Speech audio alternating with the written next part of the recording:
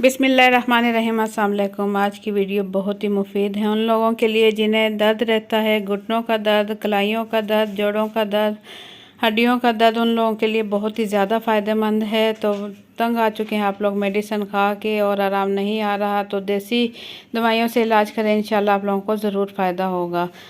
तो वीडियो शुरू करने से पहले आप लोगों से रिक्वेस्ट है, अगर मेरे चैनल पर नए हैं तो सब्सक्राइब कर दें, लाल बटन और साथ ही बेल के बटन को क्लिक कर लें।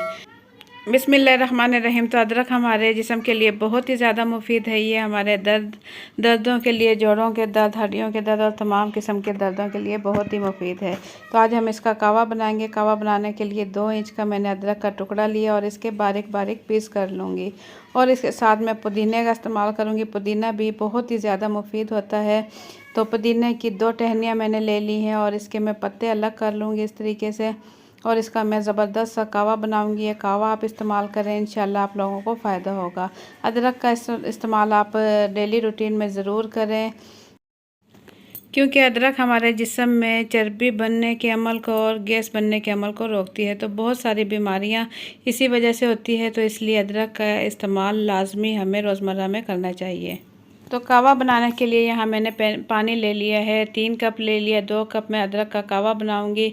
इसके लिए मैंने इसमें पानी उबालने के लिए रख दिया था। पानी पकने लगा है तो इसमें मैं डाल दूंगी अदरक और पुदीना। चीनी इसमें मैं शामिल कर दूंगी 1 खाने का चम्मच और इसे मैं पकाऊंगी 4 से 5 मिनट के लिए। तो ये देखें 4 से 5 मिनट गुजरने के बाद इसमें अच्छे से उबाल आ रहा है और इसे मैं छान लूँगी।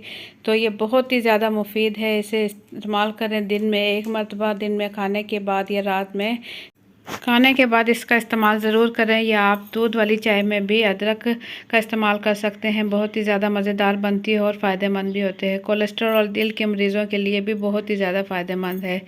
तो वीडियो आप लोगों को कैसी लगी, अपना फ़ीडबैक कमेंट्स के ज़रिए ज़रूर दें और मुझे दें इजाज़त। अल्लाह हाफिज़।